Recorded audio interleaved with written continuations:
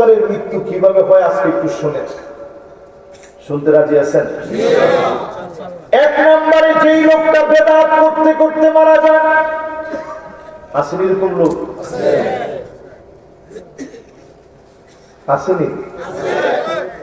বেদাতি যখন মারা যায়, ইন্নাল্লাহ হাযাবাত তাওবান সাহিবি কুল্লি বিদাতিন, আল্লাহ পাক বেদাতির কাছ থেকে তওবাটা উঠায় নেন। বেদাতি তওবা করতে পারে না। ইন্নাল্লাহ হাযাবান সাহিবি কুল্লি বিদাতিন, ইন্নাল্লাহ হাযাবাত তাওবান সাহিবি কুল্লি বিদাতিন, বেদাতির কাছ থেকে আল্লাহ তওবা উঠায় নেন। হাত্তা ইয়াদা বিদাতাহু, একদিকে বেদাতি বেদাত করে, বেদাত করতে করতে বেদাতের উপরে মৃত্যু হয়ে যায়, ঠিক কিনা বলে? এরকম বিদাতি আছে না নাই? জিদ্দা থাকে আল্লাহর জন্য ইবাদত না, একটু জিদার লাগে ইবাদত। এরকম বেদাতিও বাংলাদেশে আমি দেখছি। যেই বেদাতি বলছে বেদাত করতে করতে প্রয়োজনে জাহান্নামে যাবো, কে কে যাবেন হাত তুলেন। আমরাও কেউ হাত তুলছি? এরপরে সকলে মিল্লা এক লগে হাত তুলছে, হুজুর আমরা লোকে বেদাত করতে করতে জাহান্নামে যাও। এই বেদাতিদের মৃত্যু হয় ভয়ঙ্কর ভাবে, আপনি বুঝেন না দেখতে। বেদাতির তওবা বন্ধ হয়ে যায়, বেদাতি তওবা করতে পারে না। বৎকারের মৃত্যু হয়, বেদাতির মৃত্যু। চোখ উল্টে থাকে, চোখ উল্টায় যায়, নাক বেঁকে যায়, চেহারা বিকৃতি ঘটে যায়। বেদাতির চেহারা বিকৃত হয়ে যায় মওতের আগে। ফেরেশতার ভয়ঙ্কর রূপ দেখে বেদাতির চেহারা বিকৃত হয়ে যায়। আজকে থেকে আমল করবেন সুন্নাত মেনে। আল্লাহর হাবিব যে আমল করেছেন, যে আমল করতে বলেছেন করবেন। অল্প আমল করবেন, যিনি নাজাতের ওসিলা বানায় দিবেন তিনি কি? বক্তব্যে ছোট ছোট বাচ্চারা একটা হাদিস পড়ে, বুঝতে পারবেন না সবাই? কি হাদিসটা? মাশাআল্লাহ, এক ফিকাল যে কিছু ওনারটা পুরো সহি। হ্যাঁ, সবাই কত থেকে হাদিসটা? আফলিস দীনাকা ইয়াকফিকাল আমালুল কলিল। আচ্ছা, বক্তব্যে পরে কি কি দেখি? মাশাআল্লাহ, হাদিসটা পড়ছনি? কেমন পড়াইছিল হুজুরে? যাক, অসুবিধা নেই ইনশাআল্লাহ, তোমরা অচিরি হাদিসটা পড়বা। আমরা সবাই এই হাদিসটা জানি না ভাই? অল্প আমল করবেন, নাজাতের ওসিলা পাবেন, বেদাত ছেড়ে দিবেন। মান ইবতাদা বিদাতান ইয়ারাহা হাসানা ফাকাদ জাআমা আন্না মুহাম্মাদান সাল্লাল্লাহু আলাইহি ওয়াসাল্লাম قد খানা রিসালাত। যেই লোকটা বেদাত করলো, কেমন যেন মনে করলো আল্লাহ নবীর রিসালাতের খেয়ানত করেছে, দায়িত্ব পৌঁছায় দেয় নাই, এই জন্য দিনের মধ্যে নতুন বাড়াবাড়ি করেছে। ইমাম মালিক বলেন, ওই লোকটা কেমন যেন নবীজিকে খেয়ানতকারী মনে করলো। জোরে কোন নাউজুবিল্লাহ। বেদাতির মৌত হয় ভয়ঙ্কর মৌত। দুই নাম্বার শুনলেন? দুই নাম্বার, যে লোকটা মুশরিক, এরকম লোক আছে না নাই? শিরিক করে, আমি ডাইরেক্ট মুশরিক বলি না, শিরিকের মধ্যে একেবারে নিমজ্জিত থাকে, যেমন কবরের মধ্যে গিয়ে সেজদা করা, আসেনি?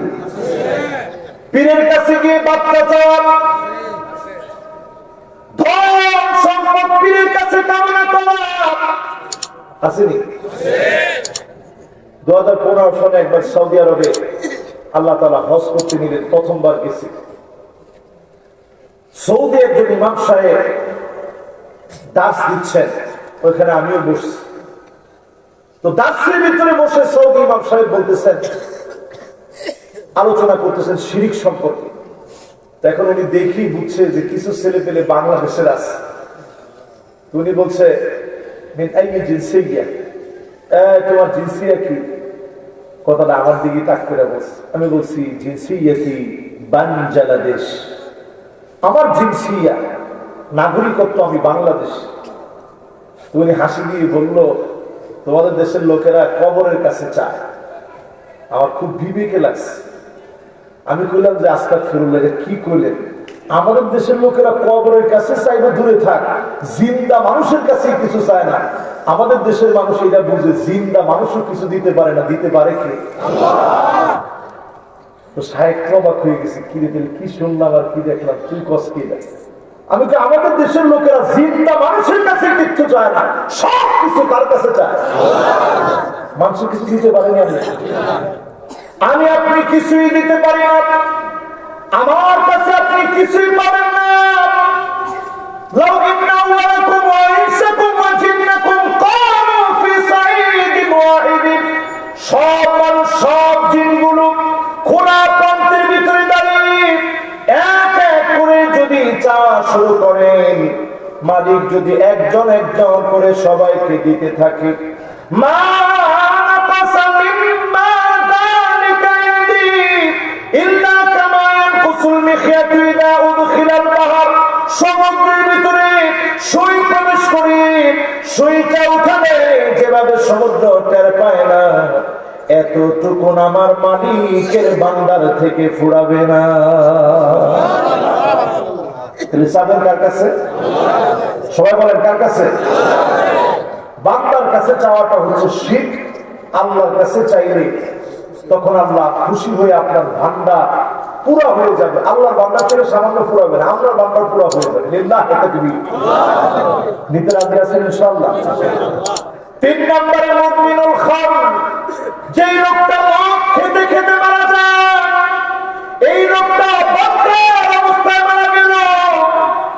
আমি যে এলাকায় বসবাস করি, 5 জন একবার মদ খেতে খেতে মারা গেছে। পুরো এলাকার ভিতরে রোল হয়ে গেছে, ট্রল হয়ে গেছে, পুরো এলাকার ভিতরে এই কথা ছড়ায় গেছে, মুখে মুখে এক কথা, 5 জন মদ খেয়ে মারা গেছে। মুমিনুল খাম মদ খেতে খেতে যারা মারা যায়, মৃত্যুটা বক্তারের হালতে হয়, প্রত্যেকটা লোক থেকে রক্ত বের হওয়া শুরু হয়ে গেছে, পুজ বের হওয়া শুরু হয়ে গেছে, পানি বের হওয়া শুরু হয়ে গেছে। বক্তারের মৃত্যু হয়েছে, মদ খেতে খেতে মারা গেছে। এমন মৃত্যু আমাদের চোখের সামনে হয় কি হয় না? কয়টা বললাম ভাই? এবার কয় নাম্বার? 4 নাম্বারটা আমরা কেউ বুঝি না, কেউ বলিও না। কেউ যদি বেদাত করতে করতে মারা যায়, আমরা বলি যে লোকটা একটা পাক্কা বেদাতি ছিল, লোকটা পাক্কা মুশরিক ছিল, লোকটা পাক্কা মদখোর ছিল, সব আমরা বলি। 4 নম্বরে তার